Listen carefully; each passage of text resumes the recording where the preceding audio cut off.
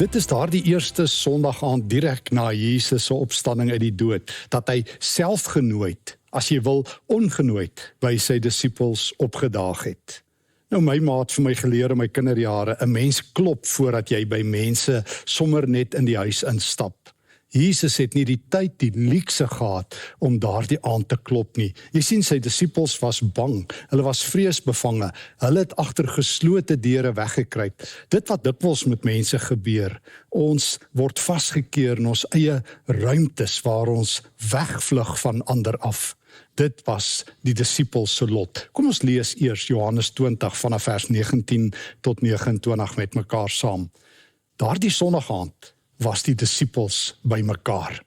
Alhoewel die deure gesluit was omdat hulle bang was vir die Jode, het Jesus gekom en tussen hulle gaan staan en vir hulle gesê, vrede vir julle. Nadat hy dit gesê het, wys hy sy hande en sy sy vir hulle. Die disippels was baie bly toe hulle die Here sien. Vrede vir julle, sê hy weer vir hulle. Soos die Vader my gestuur het, stuur ek julle ook. Nadat hy dit gesê het, blaas hy oor hulle en sê, ontvang die Heilige Gees. As julle vir mense hulle sondes vergewe, word dit hulle deur God vergewe. As julle dit nie vergewe nie, word dit nie deur God vergewe nie. Thomas, wat ook Didimus genoem is, een van die 12, was nie by die disippels toe Jesus gekom het nie. Die ander disippels sê toe vir hom, ons het die Here gesien.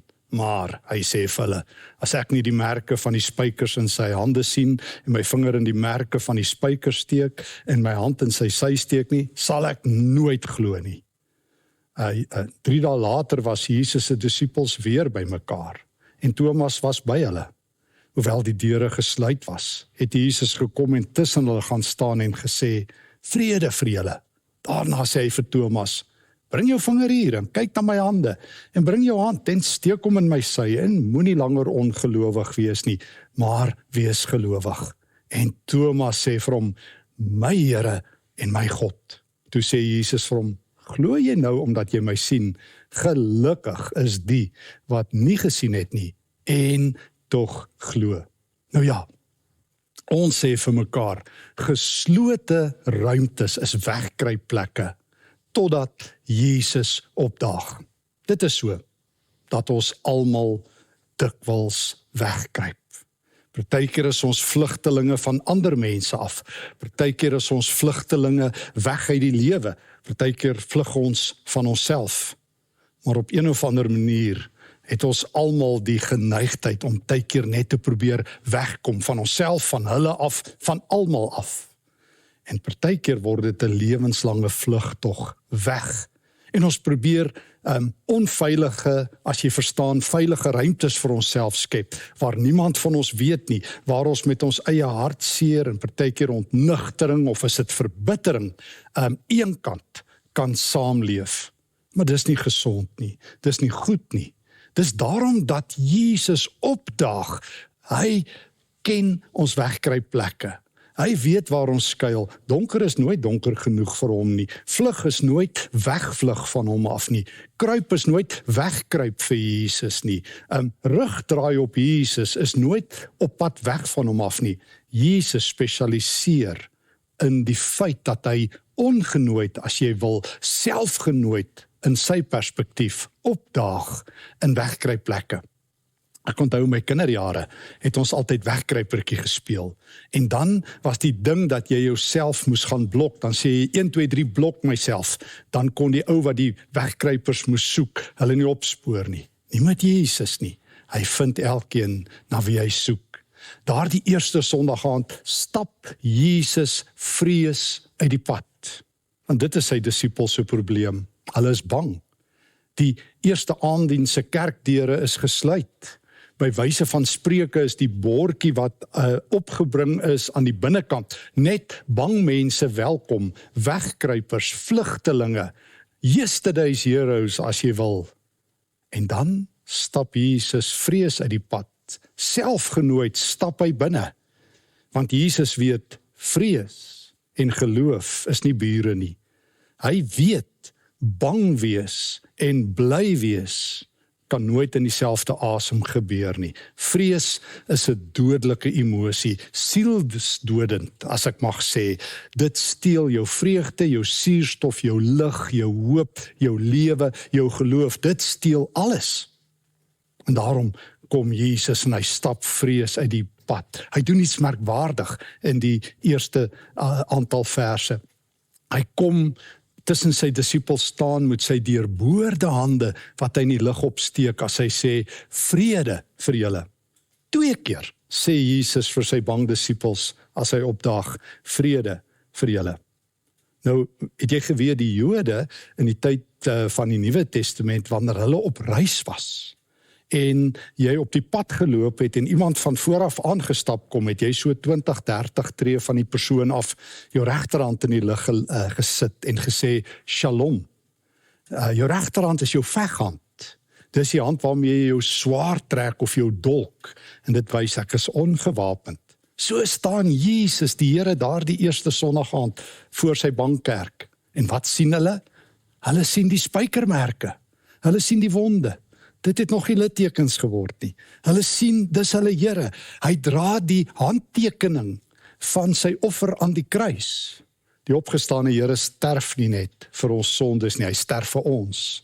Hy sterf om ons in ons wegkruipplekke, ons vlugtelingkampe, ons hooplose plekke te kom haal. Jesus weier dat sy kerk hoop verlore, geloof verlore, in hulle eie storie vasval van moedeloosheid en hooploosheid. As jou storie hierdie hooflyne het, dan sê Jesus, is dit tyd dat hy jou in sy storie, in sy verhaal innooi. En daarom, aangrypend, weet jy wat doen Jesus nog? Boonbehalwe dat hy sy hand 2 keer in die lug opsteek en sê, vrede vir julle, vrede vir julle. Kom hy en hy blaas op hulle. Sjoe, dis aangrypend. Onthou jy daar in Genesis, toe God die mens gemaak het, die eerste mensepaar, het God op hulle geblaas. Hy het lewensasem in hulle ingeblaas. Ons het gehoor nadat God die eerste mense geskep het, dat toe hy die eerste mens gemaak het, het hy lewensasem, en toe word die mens 'n lewende siel. En daarom sê die Ou Testament altyd dat 'n mens lewe, solank jy die asem van God inasem. Jesus bring God se lewensasem. Jesus asem suurstof, hemelse suurstof uit. Jy en ek asem koolsuurgas uit, nie Jesus nie. Hy blaas die Genesis 2 lewe, nuwe lewe, terug in sy kerk. Nog meer, nie net lewensasem nie, geesasem, geessuurstof. Dit is die eerste meedeling van die gees. Onthou jy, Jesus het beloof, hy gaan ons nie alleen los nie. Onthou jy, donderdaгаand net voordat hy gekruisig is, het hy vir sy kerk gesê, ek sal met die Vader praat, en ons sal die trooster, die helper, na julle toe stuur. En weet jy wat? Die helper sal julle in die volle waarheid lei. Julle sal God inasem en lewe uitasem, strome lewende water. Onthou jy Johannes 7, sal uit diegene vloei, oor wie die Gees uitgeasem is. Daardie aand kom Jesus met 'n vredeshand, met hemelse suurstof en nog iets. Jesus bring, kan ek die Engelse woord gebruik, purpose, doel. Hy sê vir sy disippels, soos die Vader my gestuur het, so stuur ek julle. Julle het van nou af 'n sending. Ek het my sending afgehandel. Toe Jesus aan die kruis gehang het, Vrydag, was sy woorde tetelestai. Dit is volbring, mission accomplished. Maar van nou af is die kerk per missie. Ja, jy met jou gebrokenheid, met jou klein bietjie geloof, met jou smal skouers, met jou wegkruipplekke wat sê, wat kan ek vir die Here doen? Ek wat so klein en so swak is. O, Jesus kies om te verskil. Hy kom kuier. Hy stap selfgenooid in jou spasie in. Hy sê, ek het jou wegkruipplek. Ek blok myself by jou. En ek daag op met 'n handvol lewe. Ek daag op met die Gees se wind. Ek daag op met God se shalom oor jou lewe. En ek sê vir jou, soos die Vader my gestuur het, stuur ek jou. Jy is nou per missie. Jy is nou per sending. Ek gee vir jou gesag. Jy dink jy het nie gesag nie, ek gee vir jou my gesag om oop te sluit en toe te sluit, om lewe aan te kondig, om vir mense wat in die donker bly, wat ook vlug, wat ook met hulle eie weghardloop besig is, met hulle eie lewe wat uit mekaar val besig is, met hulle eie skuilingsoprigplekke besig is. Jy kan vir hulle gaan sê, ek is self 'n gewonde, maar weet jy wat? In die woorde van die bekende Henry Nouwen, I'm a wounded healer. Ek het Jesus gesien, hy het my in sy wêreld ingenooi. Ek het sy genade geproe, en kyk, sy asem is oor my uitgeblaas. En nou kan ek jou vertel, Jesus is die weg en die waarheid en die lewe. O, ek het nou beleef, hy is die opstanding in die lewe. Ek het nou regtig beleef, soos hy in Johannes 8 en in Johannes 9 gesê het, hy is die lig vir die wêreld. En nou kan ek uit my wegkruipplek uitloop, en ek kan kort op sy hakke loop. Want weet jy wat? Jesus loop net reg voor my. O ja, die wêreld is altyd donker. Maak geen fout nie. Die wêreld gaan nie ligter word nie. Dit gaan nie skemer word en grys word nie. Donkerte is die wêreld. Daarom het Jesus gesê, ek is die lig vir die wêreld. En daarom daag hy anderkant die graf, anderkant die kruis op, as die een wat selfgenooid instap, wat selfgenooid kom om lewe te gee. Maar daar's nog 'n probleem.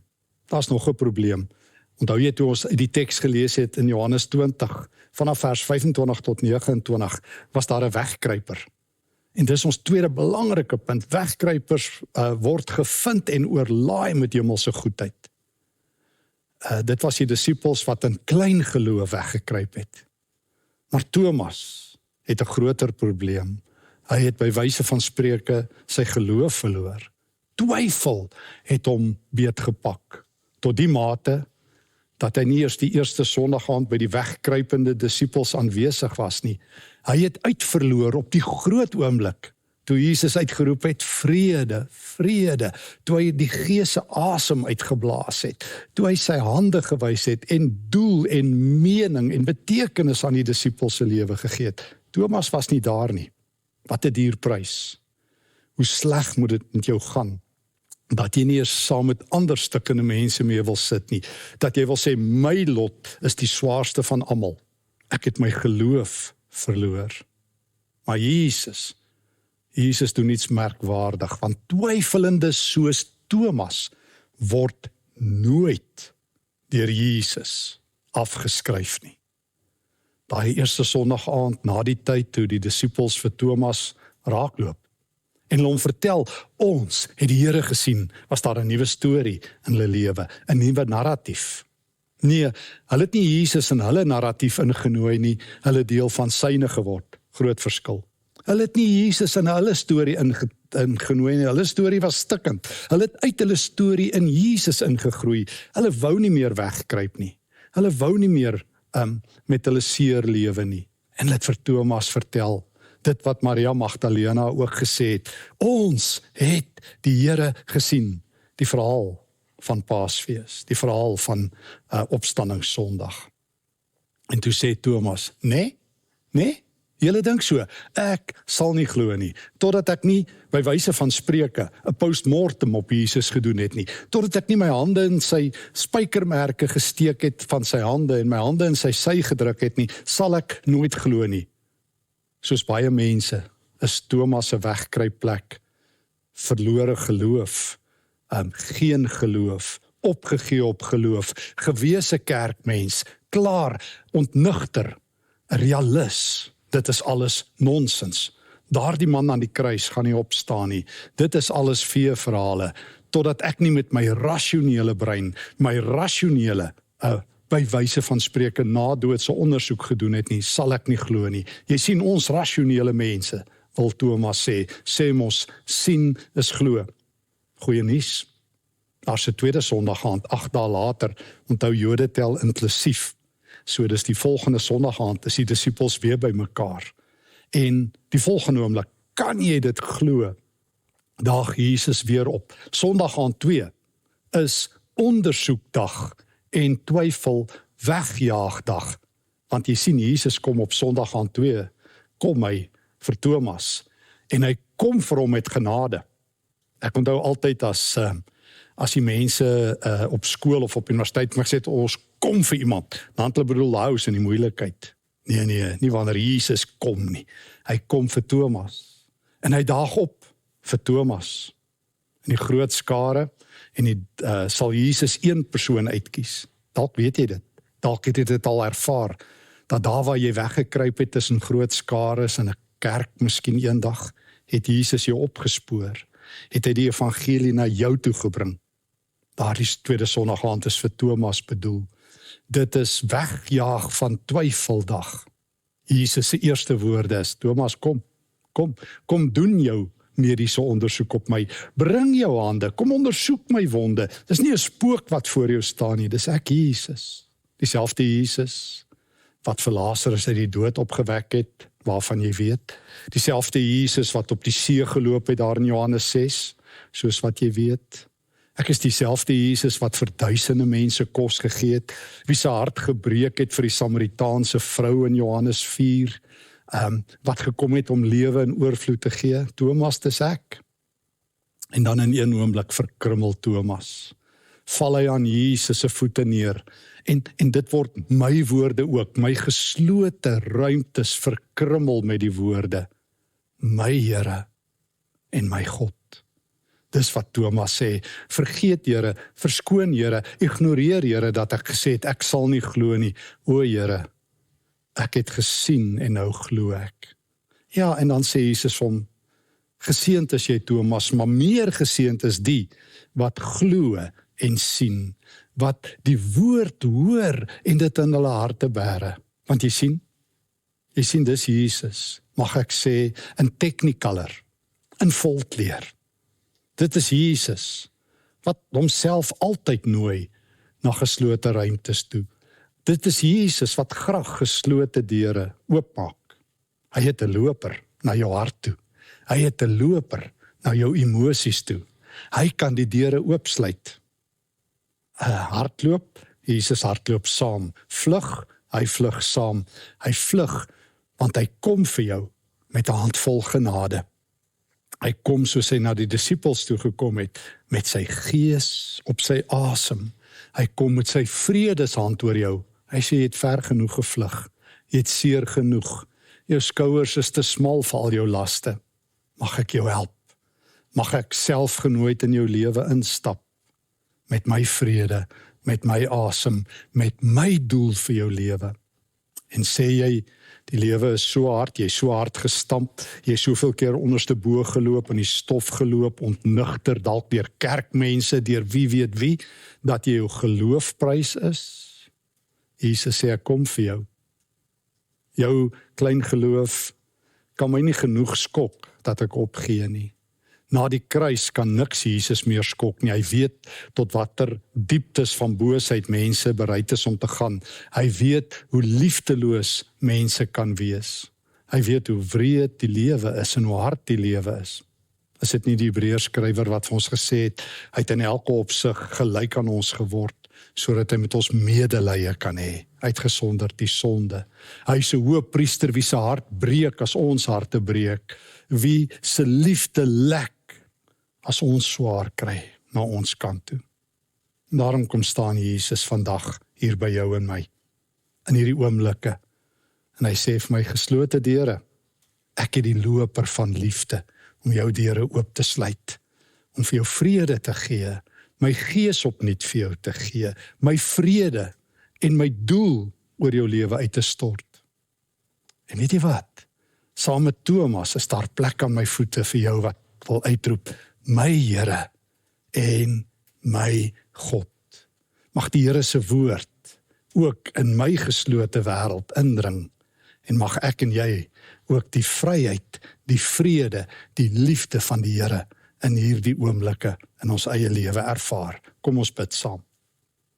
Liewe Here, dankie dat geslote deure U nie keer nie. Dankie dat U Uself innooi. Nooi Uself asseblief in my lewe in en in elkeen se lewe wat stikkend is en seer het. Moet asseblief nie buite bly staan nie. Kom in en Here, blaas U gees, U vrede en U liefde oor my uit. Ek wil graag uitroep en ek doen dit saam met Thomas, my Here en My God, dankie dat U opgestaan het en leef en dat U so vandag na my toe stap. Ek prys U tot in ewigheid. Amen. Mag jy nou ook die seën van die Here ervaar, mag jy sy goedheid beleef, die genade van ons Here, Jesus Christus, die liefde van God ons Vader en die spesiale teenwoordigheid van die Heilige Gees is by jou tot in alle ewigheid, maar juis ook vandag. Amen.